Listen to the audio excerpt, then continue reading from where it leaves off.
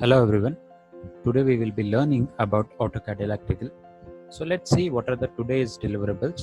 We will be learning in this session what is AutoCAD and what is the difference between AutoCAD and AutoCAD Electrical, how to draw a motor control circuit in AutoCAD Electrical, and why everyone should learn AutoCAD Electrical. If you belongs to electrical field, definitely you should learn what exactly mean by AutoCAD Electrical and what are the uses of this AutoCAD Electrical. So let's start with the today's session. Before starting, let me introduce first myself. I am Harshal Thakre, working with a Livewire from last 1.5 years as a senior design engineer. Apart from that, I am a public speaker and YouTuber also. Without wasting any time, let's start. Everyone knows if you want to go for the designing world, अगर आपको एक design field में job करना है तो जो सबसे पहले रिक्वायर्ड चीज रहेगी that is your electrical engineering and second thing is your designing. अगर आपके पास ये दोनों क्वालिटीज है तो you will be called it as a electrical design engineer और इलेक्ट्रिकल डिजाइनर. सभी ने ऑटोकैड के बारे में तो सुना ही होगा, मैक्सिमम लोगों ने ऑटोकैड इलेक्ट्रिकल के बारे में भी सुना होगा. Today we will be going to see the practical demonstration of AutoCAD Electrical as well as some theoretical parts also. जब हम बात करते हैं AutoCAD Electrical में उसमें दोनों भी चीजें इंक्लूड रहेगी, that is AutoCAD and AutoCAD Electrical. So I would like to first break the myth between AutoCAD and AutoCAD Electrical. Many things. अगर हम बात करते हैं लाइफ बिफोर AutoCAD कुछ इस तरह से दिखता था. बहुत बड़ी बड़ी शीट्स होती थी, manually everyone used to work on that and which is quite difficult thing to understand कि ये सब चीजें कैसे करना है, और बीच में कोई एरर हो गई, we need to erase the whole sheet and we need to start once again. And so what exactly we will be going to do, जैसे किसी ने AutoCAD पढ़ लिया तो after that this is the life after AutoCAD. जैसे आपने कोई software पढ़ लिया, टेक्नोलॉजी की हेल्प आपने ले ली तो डेफिनेटली आपका जो काम है बहुत ही ज़्यादा ईजी हो जाएगा. So what you need is only one laptop and your time. दो चीज़ अगर आपके पास है, you can do anything. So let's start with the basic thing, the AutoCAD. सभी ने एक वर्ड सुना होगा और मैं हमेशा बोलता हूँ कि here is a huge difference between AutoCAD and AutoCAD Electrical. मैं इस छोटे से एग्जांपल के साथ आपको एक्सप्लेन करना चाहूँगा. ऊपर वाला जो मोबाइल मैंने दिखाया है which is a normal keypad वाला mobile and second thing is a smartphone. So दोनों में डिफरेंसेस हमें डायरेक्टली दिख रहे हैं, बट व्हाट एग्जैक्टली इन दोनों में डिफरेंसेस क्या है टेक्निकली हम जानते हैं. So first we will be focusing on what exactly mean by AutoCAD. इस पे हम फोकस करेंगे एंड इसके बाद हम फोकस करेंगे कि एग्जैक्टली ऑटोकैड इलेक्ट्रिकल होता क्या है. नाउ सी, सभी ने कैड वर्ड सुना होगा. मैंने इसको दो पार्ट में ब्रेक कर देता हूँ.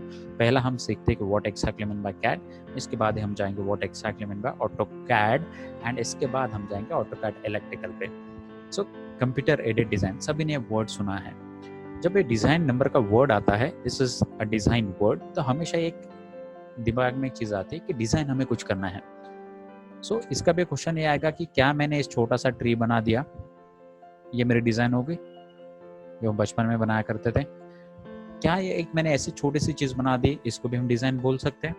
हो सकता है मैक्सिमम लोग बोलेंगे कि हाँ इसको डिजाइन हम बोलेंगे, बट क्या हम इसको प्रैक्टिकल वे में बना सकते हैं अगर मैंने इसको कुछ डायमेंशंस दे दिए? क्या हम ऐसा ट्री बना सकते हैं? डेफिनेटली नॉट, क्योंकि वहाँ पे हमें कोई भी क्लैरिटी नहीं है. सभी ने इंजीनियरिंग के फर्स्ट ईयर में एक सब्जेक्ट पढ़ा होगा कॉल्ड एज इंजीनियरिंग ड्राइंग, जहाँ पे हमने side view, top view, front view देखा था. अगर मैं थोड़ा टेक्निकल वर्ड में इस डिजाइन वर्ड को डिफाइन करूँ, इसको हम बोलते हैं ड्राफ्टिंग. अब एक्जैक्टली ड्राफ्टिंग का मीनिंग क्या होता है? इसमें दो चीजें आएगी. पहली चीज which is related to your dimension, means आपको सबसे पहली चीज इस पे फोकस करना है which is a dimension. Dimensions आप किसी भी चीज का जब देते हो you will be getting more clarity कि एग्जैक्टली इसका लेंथ कितना है, इसका डायमेंशन कितना है, इसका हाइट कितना है and everything. Imagine if you want to design one building जहाँ पे एक कमरा है जिसका डायमेंशन है 15/12. सो एग्जैक्टली आपको वो अगर डायमेंशन आपके पास है, then and only then you will be able to draw and future में इसको रियल में भी आप इसको बना सकते हो. सेकेंड चीज जो मोस्ट इंपॉर्टेंट थिंग आती है विच इज ज्योमेट्री, इसका शेप वो कैसे दिखेगा. जब हमारे पास ये दोनों चीजें होती है तो हम इसको प्रॉपर वे में बना सकते हैं. इसका एक सिंपल सा मीनिंग ये होता है कि ऐसी डिजाइन जो with the help of computer बना रहे, दैट्स इट. बहुत ही ईजी मीनिंग है एंड इसी डिजाइन को ही हम टेक्निकल लैंग्वेज में बोलते हैं, दैट इज ड्राफ्टिंग. इसके लिए हमें दो चीजें रिक्वायर्ड होती है. फर्स्ट थिंग हम जिसको बोलेंगे which is dimension and second thing is your geometry. अगर मैं थोड़ा इसको प्रैक्टिकल वे में देखता हूँ, here is the example. यहाँ पे मैंने एक टीवी शो की है. यहाँ पे देख सकते हैं एलईडी में ऊपर का डिस्टेंस है 20 एंड नीचे का है 15. अगर हम इसको ड्राफ्टिंग करते हैं, इसको एक ग्राफिकल फॉर्मेट में और एक ड्राइंग के फॉर्मेट में अगर हम शो करना चाहेंगे तो हमें कुछ इस तरह से हम कर सकते हैं, राइट। तो सेम चीज़ यहाँ पे करने वाले हैं। जो डायमेंशन की मैंने बात की, यहाँ पे डायमेंशन भी मेरे पास प्रॉपर है, एंड सेकंड थिंग इज मेरी ज्योमेट्री, जैसा वो रेक्टेंगल दिख रहा है वैसे ही मेरा दिख रहा है उस ड्राइंग में। So this is nothing but your drafting. अब आते हैं सेकंड पार्ट पे, what exactly mean bye auto.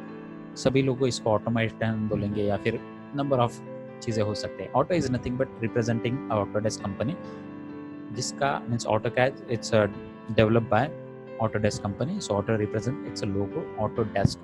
So हमेशा ही जब भी हम AutoCAD लिखते हैं तो हमेशा ही ऐसे लिखेंगे, that is auto and CAD.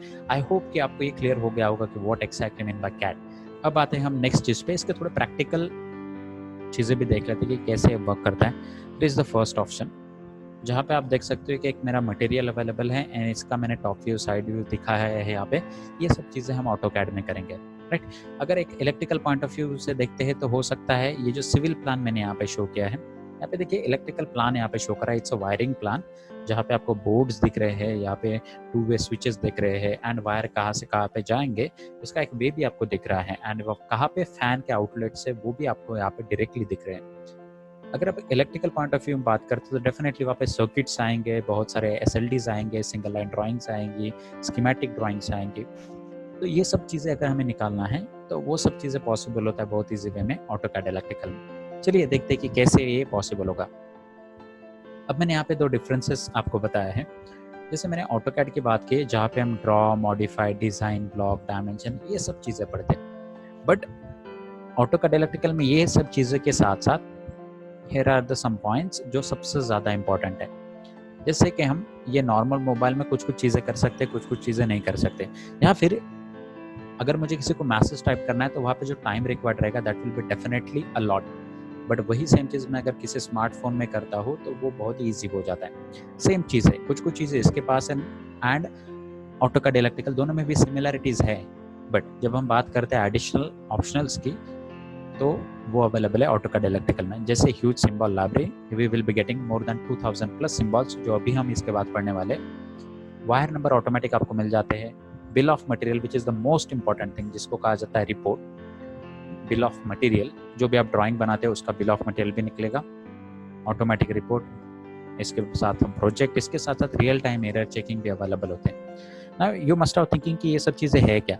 Actually ये जो चीज़ें मैंने यहाँ पे शो किए हैं ये सभी की सभी आपको AutoCAD इलेक्ट्रिकल में सीखने के लिए मिलती है।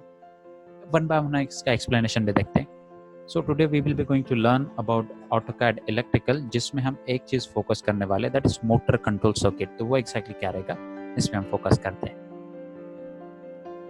जब AutoCAD इलेक्ट्रिकल की बात आती है तो इस तरीके के ड्राइंग्स एज वेल एज इस तरीके के बड़े बड़े सर्किट्स हम ड्रॉ करते हैं। तो यहाँ पे आपने एक चीज़ देखी होगी जो सबसे बेसिक चीज़ है, मैं इसको थोड़ा जूम कर देता हूँ, you will be very clear. जैसे देख हर जगह पे आपको डेटा दिखेगा एंड कुछ ऐसी डेटा दिखेगा कि जो हमें वहाँ पे गिवन करना पड़ता है, और symbol is one of the thing जो हर जगह पे हर पॉइंट पे अवेलेबल है। तो सेम चीज़ हम यहाँ पे अगर मुझे एक मोटर कंट्रोल सर्किट अगर पढ़ना है तो या फिर उसको बनाना है तो वहाँ पे भी सिंबल्स अवेलेबल रहेंगे। तो वो कैसे बनाना है वो हम देखते हैं AutoCAD इलेक्ट्रिकल में। Here is the 3 phase motor circuit.